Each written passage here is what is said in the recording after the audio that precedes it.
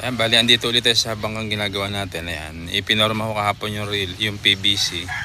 Pero hindi pa siya nakapix, ipinako ko lang ng pansamantala. Ngayon, lilinisin mo natin itong mga kanto.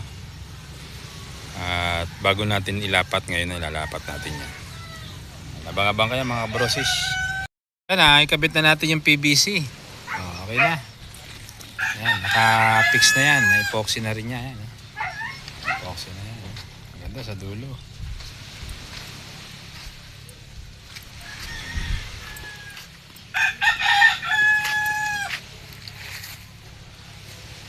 Ikabit na natin ang PVC.